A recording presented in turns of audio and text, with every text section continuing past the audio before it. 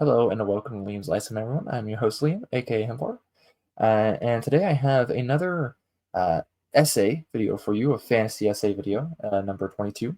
Though in some ways this is more of a science fiction essay. I've done a couple of those, just as what I titled them.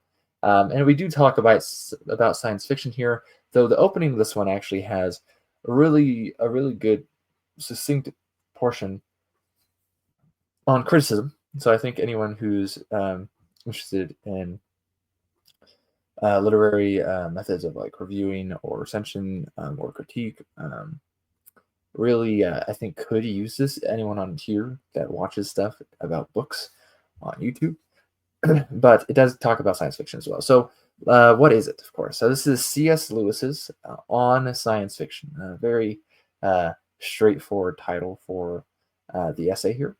um, I read this online actually. I will link that below. um, Though I did see that you can find it in the book First Harvest from 1975. You can also find it in the book Of Other Worlds from 1966. I think that's where it was first published. I'm not entirely sure. Lewis died in 1963, so that would have been a few years after his death. Um, ISFDB, so the Internet Speculative Fiction Database, mentions 1955 as the year was written. Where they got that information, I do not know, but I assume it is accurate. So probably that is when this was written. That would be 8 years before Lewis's death. It would make sense, I think, especially with the books that are mentioned within. Let me double check the publication for one of these. Yes, okay. Um, so this is how it opens actually. Sometimes a village or a small town which we have known all our lives becomes the scene of a murder, a novel, or a centenary, and then for a few months everyone knows its name and crowds go to visit it. A like thing happens to one's private recreations. I had been walking and reading Trollope for years when I found myself suddenly overtaken, as if by a wave from behind, by a boom in Trollope. This capital T Trollope, I assume this is a magazine of sorts, I'm not even sure, and a short-lived craze for what was called hiking. Um, so where is he going with this? Of course, well, of course he's going to science fiction, right? That there is a boom in science fiction, and he has noticed this pretty much. Now he is writing this, if it is 1955, pretty much in the middle of what is often considered the golden age of science fiction, 40s, 50s, maybe late 30s, and in the 60s you're going to get the new wave. So anyways, um, so he talks about actually that the earlier stuff, um, before it was popular, so it would be like Wells, right? It'd be Jules Verne, of course. This would be the early stuff, right? The normal amount of stuff, right? He then goes on to criticize these early magazines that are mostly the ones dedicated to science fiction. He calls them detestable, even. But he does say, so he quickly says, literally in like the next sentence, that they did get better and that the good stories became more numerous. Um, and quote, it began to be popular when it least deserved it, which is saying like in the 20s, I would probably argue, as when science fiction started getting really popular and scientific fiction. Um, but it doesn't deserve it, is what Lewis is saying. It didn't really deserve it then. Uh, and so it began to be popular when it least deserved popularity and to excite critical contempt as soon as it ceased to be wholly contemptible. Which is what he's saying, that as soon as it did get popular and actually started having more good stories from these authors, is when critics took note of it and they held contempt for it, pretty much. And so that's when he then actually gets into critiquing the critics, and this is where the whole thing on criticism comes in. He does mention this throughout the essay, but he heavily in the first part and then a bit more at the end, and then like I said, kind of throughout as well. So he pretty much would say that these critics, mostly the fans, the people that were fans of science fiction, tended not to know what they were talking about, and the people who did know science fiction tended to hate what they were talking about, right? So he even says many reviews are useless because while purporting to condemn the book, they only reveal the reviewer's dislike of the kind to which it belongs. Um, and so he's pretty much, and he even says actually that bad tragedies should be censured by those that love tragedies. So we shouldn't have someone who doesn't like science fiction sitting there criticizing all science fiction. You can tell they don't like the genre when they talk about this. And then he even says, otherwise we shall find epics blamed for not being novels, farces for not being high comedies, and novels by James for lacking the swift action of Smollett. Who wants to hear a particular claret abused by a fanatical teetotaler or a particular woman by a confirmed misogynist? All right. So he's getting a good reminder of criticism, not just science fiction, really in particular. And I love really how he's going after the critics in a sense too. It reminds me of his buddy Tolkien's The Monsters and Critics, where he does talk about the monsters, the literature itself, but he also is talking about heavily against these critics. Then he gets into the object of the main point of the essay, which is the on science fiction part, which he says is subjective, but he wants to categorize the subspecies of science fiction, which is what we would probably normally call subgenres. I'm not even sure how popular the term subspecies would be in the 50s for literature, but it makes sense. I was thinking about this actually, that often when you have this idea of genre as defined as such, that it does get very guessable and not as interesting in a lot of ways. It's my problem I've been having with sword and sorcery, as on my channel I read a lot of sword and sorcery, and I'm kind of burnt out on it right now because so much of it is just the same or very similar, and it's starting to bore me because that's exactly what people prop up, right? The same problem that happened in the 70s when you had a bunch of clonins, people are like, we still want that, right? And then they don't see the problem. Even though they saw it in the 70s, they'll recognize the problem that happened 50 years ago, but they refuse to see that it's still kind of a problem. But that's more of an off topic. But I can say that actually because I love sword and sorcery, right? I can critique said sword and sorcery because I'm a fan of the genre. I'm not just some outsider who doesn't even like sword and sorcery coming here and saying that. So anyways, the first genre name he gives is displaced persons, okay? In this subspecies, he says, the author leaps forward into an imagined future when planetary, sidereal, or even galactic travel has become common. Against this huge backcloth, he then proceeds to develop an ordinary love story, spy story, wreck story, or crime story. He prefaces actually that say this is his least favorite version of subspecies. And after saying this, that quote above, he says, this seems to me tasteless. He pretty much says all this extra dressing and stuff is harmful as it's not actually doing any work for the story. He says it's pretty much a distraction from the theme. And he assumes such writers are pretty much writing for money, right?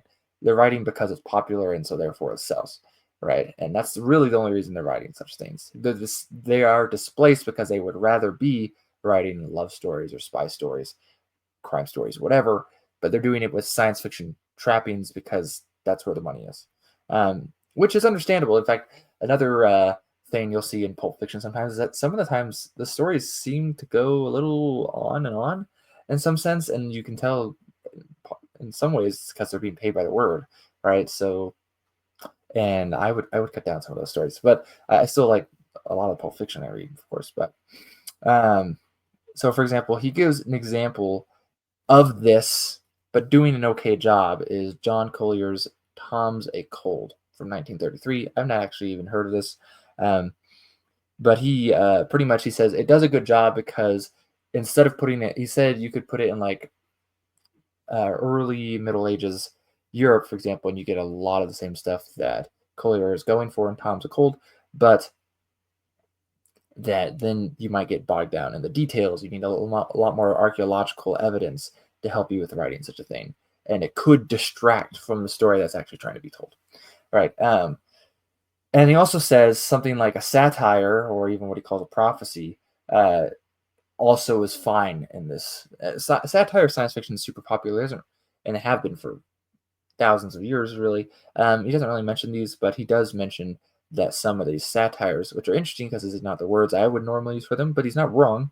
Maybe they just seem to have more political or social relevance still today, which is why maybe I wouldn't see them as satires, but I can definitely see where he's coming from, and that is Brave New World in 1984. And again, he says those are fine because they're the satire approach, right? They have these trappings, and then get your kind of your political or social point across with a future that is obviously different from ours to get that point across. It does work. That's what he's saying.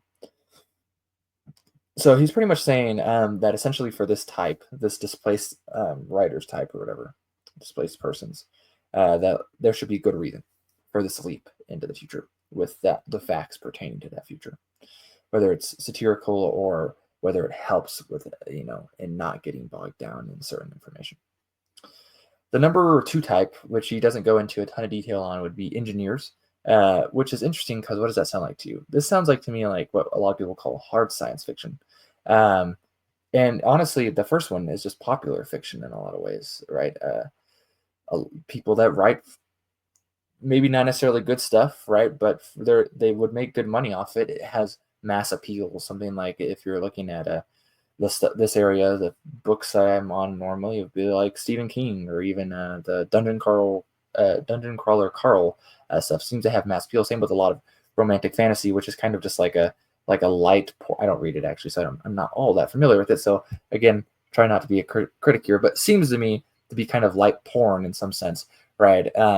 Has this mass appeal, has an audience still, right, of women in a lot of the ways for the romantic fantasy stuff, and men for a lot of like Dungeon Crawler Carl, which I've also heard described as porn actually. But anyways, engineers though would be what we would call hard science fiction, which you wouldn't really get this. You do get this in fantasy nowadays, which is interesting. Lewis probably never imagined this would happen.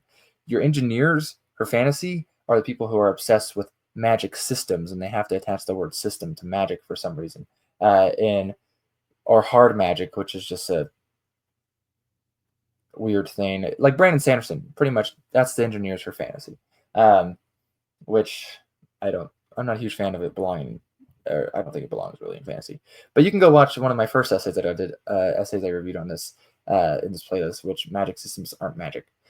So anyways, but he's pretty much saying these are the authors that are interested in spaceflight and undiscovered but realistic technologies, kind of guesses at what will be, right? And so he says, for example, a good example, this is Arthur C. Clarke's Preludes to Space.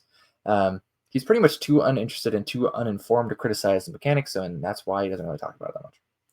In part number 3, he opens with, I think it is useful to distinguish from these engineer stories, and I don't think he uses a name for this one, but a third subspecies where the interest is, in a sense, scientific but speculative. When we learn from the sciences the probable nature of places or conditions which no human being has experienced, there is in normal man or men an impulse to attempt to imagine them. Is any man such a dull clod that he can look at the moon through a good telescope without asking himself what it would be like to walk among those mountains under that black, crowded sky? And so then he says, these are the stories that kind of take you there, take you to these unknown places in a sense. So he says, Homer sends Odysseus to Hades, right? Dante takes you to the underworld and, well, other places. Or like, what about a journey to the center of the earth, right? What would that be like?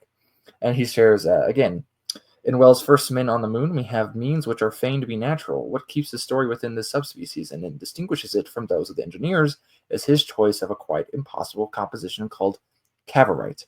This impossibility is, of course, a merit, right? So it's not stuff that would be good, like we said up above, right?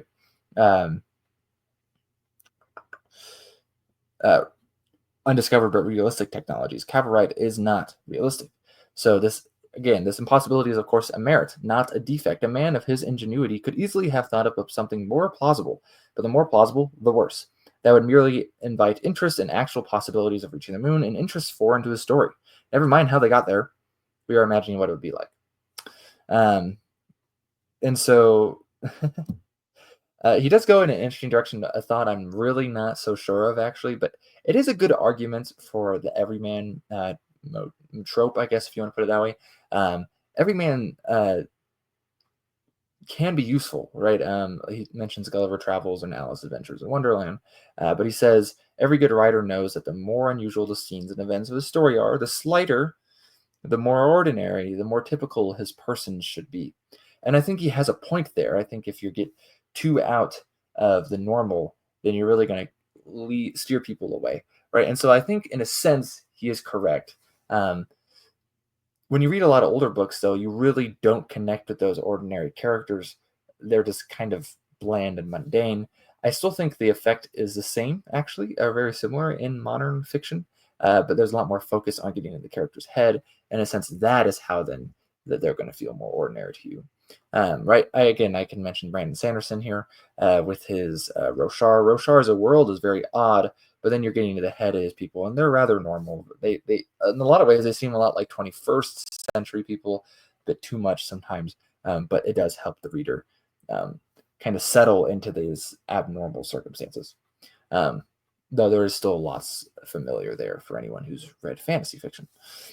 So then he also says, to all literature, let it rule its own domain. We must not listen to Pope's maxim about the proper study of mankind. The proper study of man is everything. The proper study of man as artist is everything which gives a foothold to the imagination and passions. I'm not entirely exactly sure what he's referencing here, and maybe I could find that out. But I appreciated that his that what he's talking about here is that art is what lends to imagination, to the passions, right? And that is art, pretty much. I really like how he's really not distinguishing between literature and genre, which I think is a false distinguishing thing. I think, like I said earlier, actually, I think once you write to a genre, it kind of becomes a little dull, becomes a little predictable, but I don't think there's inherently actually anything really different there. But besides pretensions, maybe. So, anyways, but he does say something interesting, which I think is maybe he doesn't really explore it too much, but I think the astute reader can infer that he is referencing the whole point of this when he mentions this, that he saw as a big bubble of science fiction just like randomly come about, right? And he's not exploring why, actually. He specifically says that he's not going to explore why that happened. But what is interesting, though, is he's pretty much says that the first exploration of the moon or Mars are really the only ones worthwhile, right? Once you have so many explorations of the moon and Mars, they kill each other. Actually, is what they're in their numbers. Is pretty much what he says, and so that's interesting because we do have a glut of sort of science fiction. I mean, it's been 70 years since you wrote this essay. So, anyways, number 4, I believe he's got 5 of these subspecies. So the number 4, we're getting near the end, is eschatological. This kind gives an imaginative vehicle to speculations about the ultimate destiny of our species. Examples are Wells' Time Machine, Stapleton's Last and First Men, or Arthur Clarke's Childhood's End, which would have came out only a few years before this essay was written. It is here that a definition of science fiction which separates it entirely from the novel becomes imperative. And again, continuing a work of this kind gives an expression to thoughts and emotions which I think it good that we should sometimes entertain. It is sobering and cathartic to remember, now and then, our collective smallness, our apparent isolation, the apparent indifference of nature, the slow biological, geological, and astronomical processes which may, in the long run, make many of our hopes, possibly some of our fears, ridiculous. If memento mori is sauce for the individual, I do not know why the species should be spared the taste of it. And that is interesting. I think a lot of, I think it's a cheap way to express feelings in this world, in this place where people act really fake on YouTube. But say it's mind blowing. These are the mind blowing ones, right? I think these are the ones that remind you of your smallness, essentially, in a sense, not to demean you, but to give you some perspective, right? And in fact, it's interesting that he mentions this. He mentions that he had recently read an essay pretty much criticizing this eschatological type of science fiction. He doesn't mention what this essay is. And this author of that essay, though, wrote that authors of this type are likely to be fascists, which I think is interesting. Reminds me of political discourse even today, and I guess very little has actually changed. But Lewis, I think Lewis is really good. He's a really good writer. It's super easy to get into his words. But he's pretty much saying that it's not this argument we have of like Marxism and fascism and blah, blah, blah, right? Or the people outside of both of those, saying it's not forgetting those small disputes, political and social and, workers getting their pay or whatever. It's stepping back from those for a moment and seeing a bigger picture and seeing the bigger picture that those disputes are in, pretty much to actually help you with such things. I mean, it's the eschatological approach, right?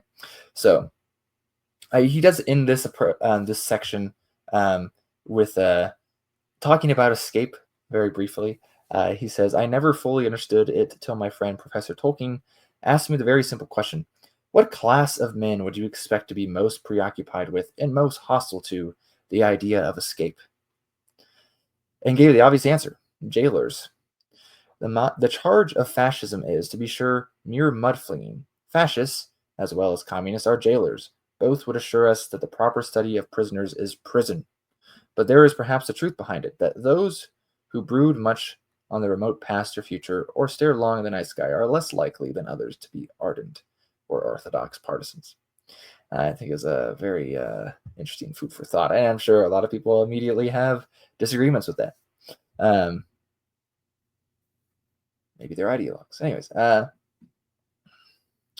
you could say Lewis probably was too.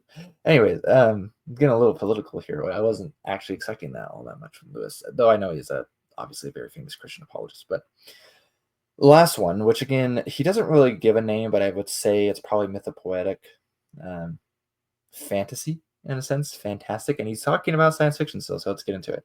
The last one is the one he's most interested in as well, according to him. And apparently, he pretty much says he's the only one interested in it. But this is getting us into the unknown, right? You can look at, I think it's Fritz Leiber, Monsters and Monsters Lovers, gets into this idea. Another essay I've looked at in this playlist. So pretty much he's saying once we have more knowledge about this world, we want to explore others in a sense, in science fiction in particular. So he puts in here, he talks about fairy tales briefly, and he also says the author of Beowulf can put Grendel's lair in place of which he himself says, Nistat fair hionin mirje marches. Yeah, Marcus, yeah, rather. So he doesn't actually translate this. This is Old English. He's pretty much just saying that it's not far hence, right? It's nearby. Grendel's lair is nearby, right? But it depends on time period. It depends on place, right? Early medieval story, it's nearby. Fairy tales of people that are rather insular in a sense is nearby. It's just in the forest, right, or whatever. Or maybe if you have a good sense of geography, like French Romance authors, maybe it's a country over, right, in a country over in the past, right? Maybe it's in the east, right, like Norse myths. The giants almost always come from the east, right? Or maybe it's in different islands, right? When it's a Greek myth, there's different islands, right? It's got to be not the close ones because we know those, right? So it's got to be somewhere else, right? Or even Irish myths are kind of like that. Or you get into the romantic period and you get like especially when adventure fiction starts coming out and it's in Africa. Rider Haggard stuff is in Africa, right? Or even a little later than that, Lovecraft, right? And he wrote something and it's in Antarctica, right? Because that's really all we had left at that point. So, and now what is it? It's space. Okay. And that I think that makes sense. It's a pretty logical and a pretty self-evident, I think, to explore it that way. I don't know why my camera's out of focus. I apologize about that. If that's bothering anyone, my camera is drunk. Anyways, so and I think what's interesting then is that once it goes further away, it's gone so far into the unknown. It is literally off this planet. It's into the cosmos. That he says the means of getting there are better to be supernatural than scientific. In fact, he says, I took a hero once to Mars in a spaceship, but when I knew better, I had angels convey him to Venus. And of course, he's talking Out of Sight of Planets and then Paralandra. Paralandra is the much better novel, in my opinion. I think he's right. But again, I probably think in some ways similarly more similarly to Lewis than I do say like Clark or whatever. But but this is then him getting into, this is the fantastic, this is the mythopoetic. So he pretty much then goes on to say then, what is this mythopoeticness essentially? Like these stories, what are they? They're the stories that are additions to life. That is what defines this subspecies, right? It's like a rare dream, one that leaves you feeling something you've never felt before. Okay.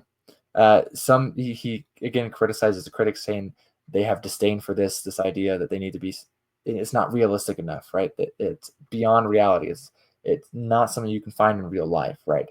But then he gives a ton of examples of this, and so I want to quote this actually. I would include parts of the Odyssey, the hymn to Aphrodite, much of the Kalevala and the Fairy Queen, some of Mallory, but none of Mallory's best work. I'm not sure what he means by that, and more of Huon, parts of Novalus's Heinrich von Oefterdingen, the Ancient Mariner and Christabel, Beckford's Vathek, Morse's Jason and the Prologue, and little else of the Earthly Paradise.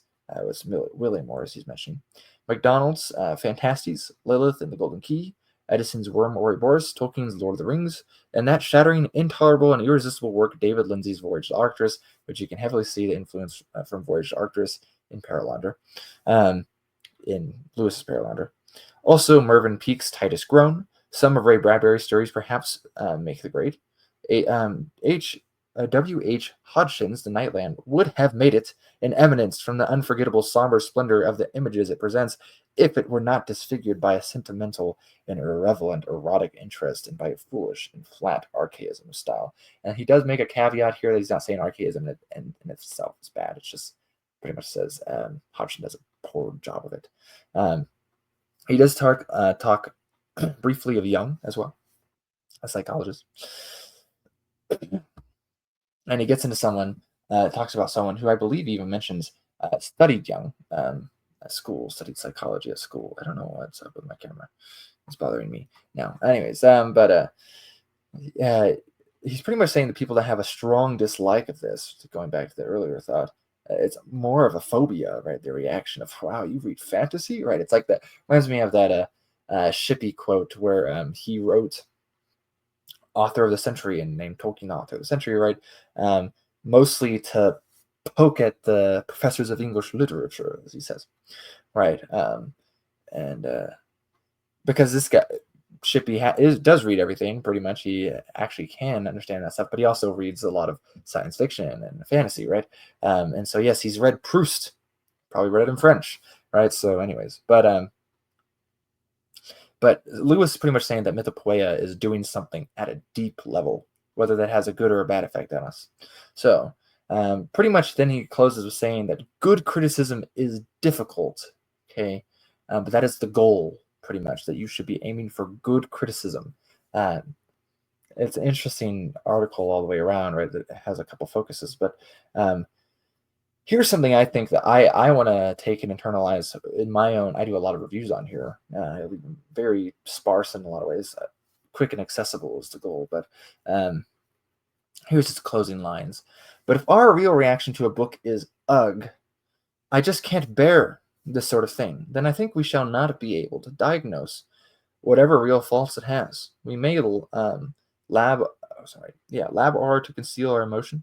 I'm not sure that's a quote, maybe, or labor, split it into two words. Excuse me. We may labor to conceal our emotion, but we shall end in a welter of emotive, unanalyzed, vague words. Ah, facetious, bogus, adolescent, immature, and the rest. When we really know what is wrong, we need none of these. And so I guess he's saying, don't use those words. And so, interesting. I will have to keep that in mind anytime I read a book that I really don't like, and it just gives a strong reaction out of me. Maybe the problem is more so me, and I need to look at it more critically. So, thankfully, that doesn't happen as much as it did when I was a teenager. So, anyways, let me know what you think on this. I know I quoted a lot from this. I will link the article below.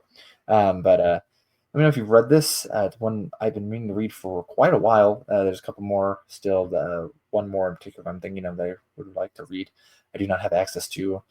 We'll see at some point if I can get access to it. But anyways, Lean from Loon's Lyceum, again, on Science Fiction by C.S. Lewis.